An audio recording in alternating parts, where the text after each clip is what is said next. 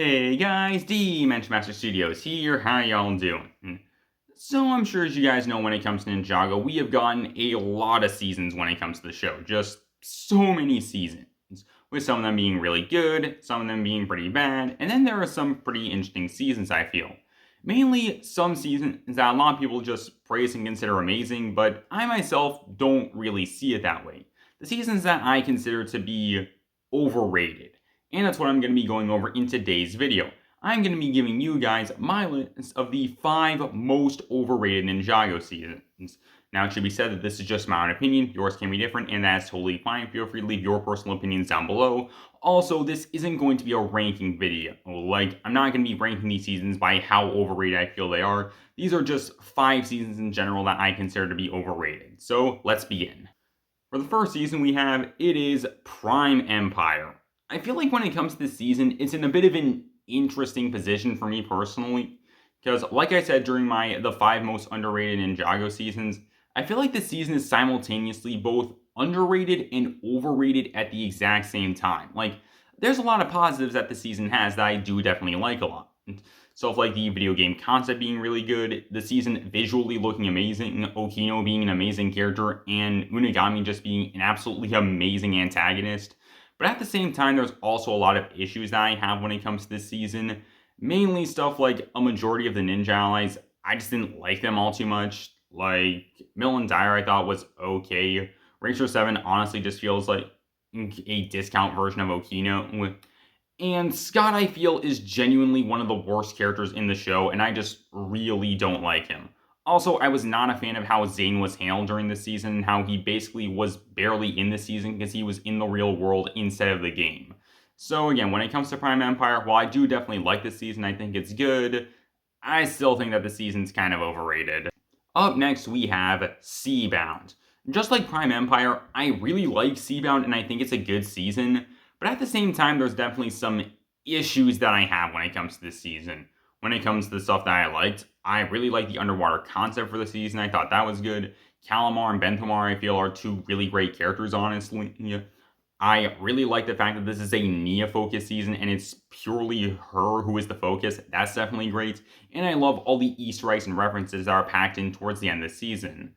But when it comes to negatives, I wasn't the biggest fan of Maya, to be honest with you guys. It's just, I didn't like how they decided to change her up so much from how she was during Hands of Time to now.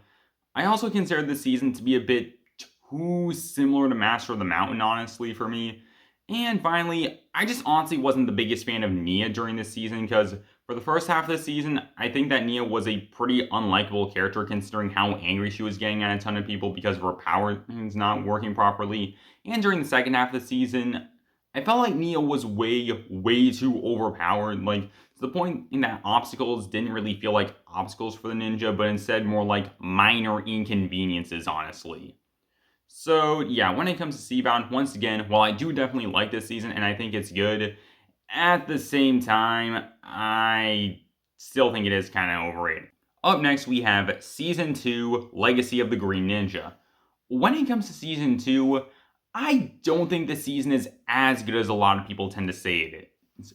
Because you see, here's kind of like the big issue that I have when it comes to this season. I feel like when it comes to Season 2, it suffers from the exact same problem that Season 11 does, but worse. And what I mean by that is this.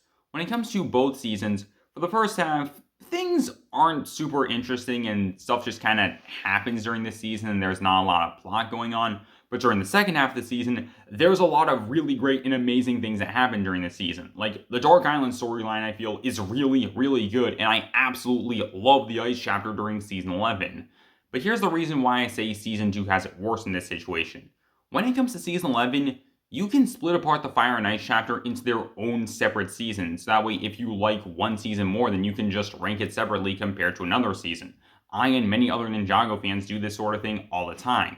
Meanwhile, when it comes to Season 2, you can't really do that. The 2 seasons are basically stuck together. And again, when it comes to the first half of the season, it really drags down the season, honestly. Because again, stuff just kind of happens during this season, and there's not a lot of stuff that goes on really during this. Like, there's the Mega Weapon, and that's really cool, but it's used once per episode, basically, and, like, it's gotten rid of during the episode Wrong Place, Wrong Time, and it's never brought up or referenced again really until rebooted. So, that happened. And again, there's just not a lot of plot going on during this. And again, stuff just happens. And that's really all I can say when it comes to this first half of the season. And again, it really drags down this season, which is a shame because, again, seriously, the Dark Island stuff, it is absolutely incredible, I think. Up next, we have Season 10, March of the Oni. This is mainly more or less for the Oni trilogy overall, honestly, because for me personally, I don't really like the Oni trilogy all that much, and I thought it was pretty bad. And when it comes to Season 10, the main reason why I wasn't the biggest fan this season is because of one thing in particular. The season was just boring, honestly. I consider Season 10 to be the most boring and bland season in the entirety of the show. There's basically nothing new or interesting that happens during the events of this season at all. Literally everything that happens during this season, we've seen been done before in a season prior to this, and it was done way better. Even the Omega, who's basically the one new major character we got during this season, is basically just the Overlord again, but way, way less interesting. I consider the Omega to be the most boring and basic character in the entirety of the show. I really don't like this guy because of how uninteresting he is. And again, just when it comes to Season 10, again, the season is just so boring and uninteresting, basically. And another big issue that I have when it comes to this season is the fan service. I don't think that the fan service was done well at all when it came to this season, considering the fan service was basically just, oh, hey, look at this thing that existed during the show. Let's use this thing like once and then never bring it up or reference it again. Like, that was basically just what happened throughout the entirety of the season, with like the one exception being Cole's Earth Driller, and that was basically it. Seriously, I really didn't like how they decided to bring back these old things and again have them around for like one scene and then never have them show up again after this. It felt really infuriating, honestly, to see this kind of thing. Especially when it came to the golden weapons. Like the ninja, they got the golden weapons back, used them during the final battle against the Oni, and then once the battle was done, they just threw the weapons on the ground like they were nothing. And honestly, as someone who's been around when it comes to Ninjago for a long time, ever since 2011 and when the show first started, that honestly kind of hurt to see the ninja basically just disrespect the weapons in this way. That's just how it felt to me personally. And again, just when it comes to Season 10, again, this season is just so boring. And honestly, it felt like a pretty underwhelming finale when it came to the Oni trilogy. I know I said that I wasn't going to be doing a ranking when it came to this list, but honestly, if I had to pick one season that would have to be the most overrated when it comes to Ninjago, that would easily have to go to Sons of Garmadon.